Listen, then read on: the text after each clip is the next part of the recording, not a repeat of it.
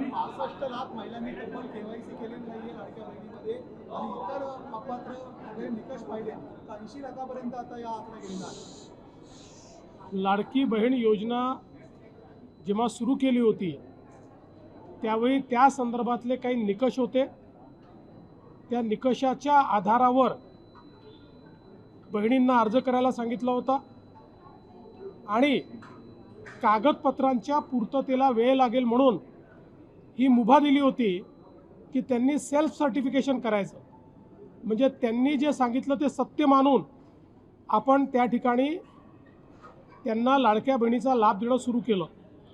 पण अर्थातच आपण ज्यावेळी कुठलाही सरकारी पैसा खर्च करतो त्यावेळी त्याचं CAGचं ऑडिट होतं आणि CAGच्या ऑडिटमध्ये निकषांप्रमाणे अर्ज आहेत की नाही याची माहिती द्यावी लागते आणि म्हणूनच योजना सुरू झाल्यानंतर आपण त्याचं KYC सुरू केलं आणि वेगवेगळे जे डेटाबेस होते त्याच्याशी कंपॅरिझन सुरू केलं, ज्याच्यामध्ये इन्कम टॅक्स विभागाकडनं आपण माहिती घेतली, सरकारचे जे काही कर्मचारी आहेत त्यांचं जिथनं पेमेंट होतं त्या पोर्टलमधनं आपण माहिती घेतली, जो काही आपला परिवहन विभाग आहे याच्यामध्ये मोटरची ओनरशिप कोणाकडे आहे 4 व्हीलरची याच्या डेटाबेसची माहिती घेतली, रेशन कार्ड याच्या डेटाबेसची माहिती घेतली आणि ही सगळी माहिती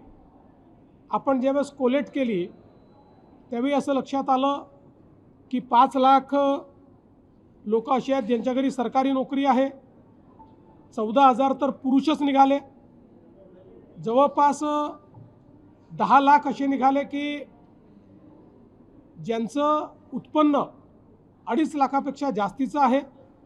अशा वेगवेगळ्या डेटाबेसमध्ये जे लोक अपात्र झाले त्यांना आपण अपात्र केलेलं आहे। त्यासोबत आपण हे सांगितलं होतं KYC करून घ्या, म्हणजे जे काही माहिती तुम्ही सादर केलेली आहे ती आत्तापर्यंत सत्य मानण्यात आली आहे, आता त्याची कागदपत्र द्या। पण मोठ्या प्रमाणात KYC झाली नाही। आता एक गोष्ट आपण लक्षात घ्या की ज्यांना अर्ज करता येतो, सेल्फ सर्टिफिकेशन करता येतं, त्यांना KYC करता येत नाही असं मानणं काही योग्य नाही। पण जवळपास 9 महिने सातत्याने पाठपुरावा केल्यानंतरही ज्यांनी KYC केली नाही ते अर्थातच कुठला तरी एखादा निकष पार पाडत नाही म्हणून त्यांनी KYC केली नाही। आणि म्हणून हे जे काही आत्ता या ठिकाणी जवळपास जे काही तुम्ही सांगितलं 60 लाख 80 लाख जो काही आकडा तुम्ही दिलेला असेल तर ते लोक या योजनेच्या पात्रतेचे निकष हे पूर्ण करताना दिसत नाही। जवळपास 1,70,00,000 महिला, थोडं आकडा कमी अधिक असेल 3-4 हजार नी, पण 1,70,00,000 महिला ज्या आहेत या निकष पूर्ण पार करतात, त्यांची KYC झालेली आहे, त्यामुळे त्यांना लाडक्या बहिणीचे पैसे मिळतच राहतील। ज्यांनी KYC केली नाही त्यांना आता आम्ही पैसे देणार नाही, पण त्यांना दिलेले पैसे आम्ही वसुली करणार नाही। मात्र 14,000 ज्या पुरुषांनी पैसे घेतलेले आहेत त्यांच्याकडनं मात्र पैसे हे वसूल केले जातील।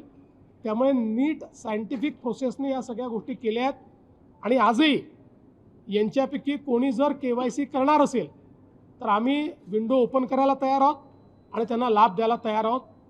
आजही ज्यावेळेस आपण जेवढ्या लाडक्या बहिणींना लाभ देतो देशातल्या कुठल्याही योजनेपेक्षा आजही सर्वात मोठी योजना ही महाराष्ट्राची आहे। आजही देशामध्ये एवढा लाभ 1,70,00,000 कुठलंच राज्य देत नाही जे महाराष्ट्र देत आहे।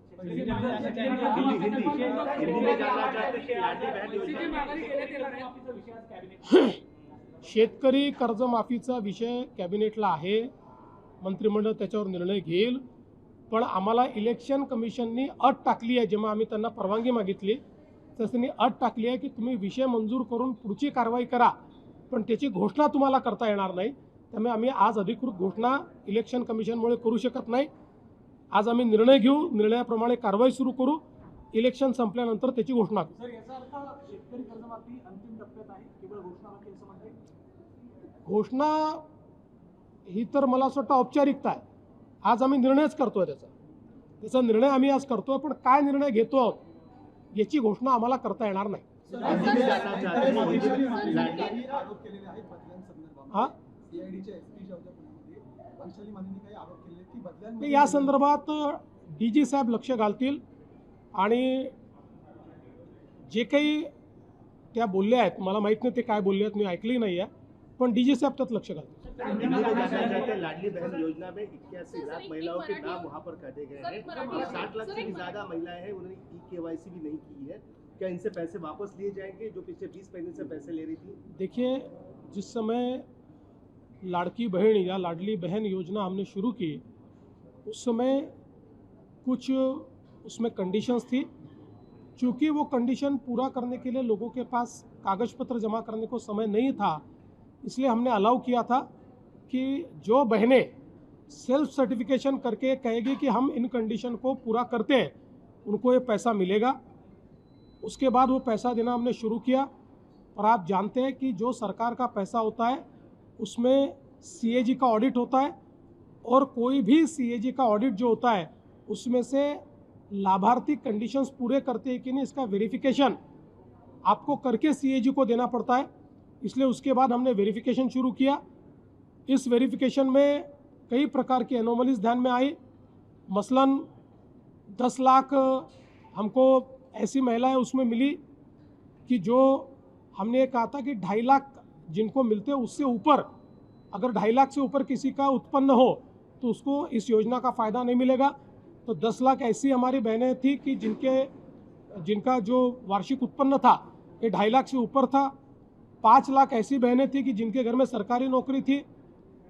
14,000 तो पुरुषों ने ही उसमें अप्लाई किया था.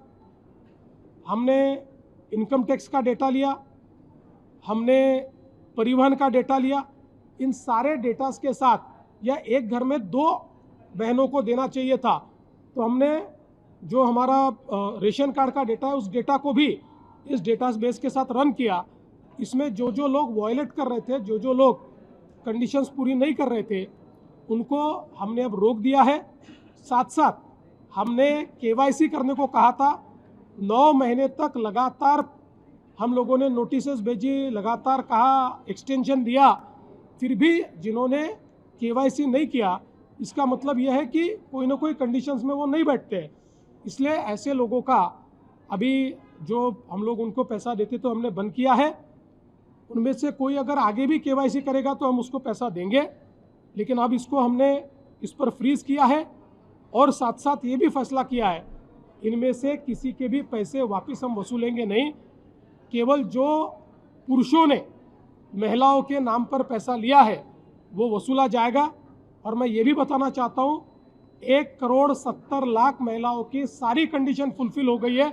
उनको पैसा मिलते ही रहेगा, योजना कभी बंद नहीं होगी. और आज भी देश में अलग अलग राज्य जो योजनाएं चला रहे हैं उसमें आज भी सबसे बड़ी योजना ये महाराष्ट्र की योजना है और ये चलते रहेगी.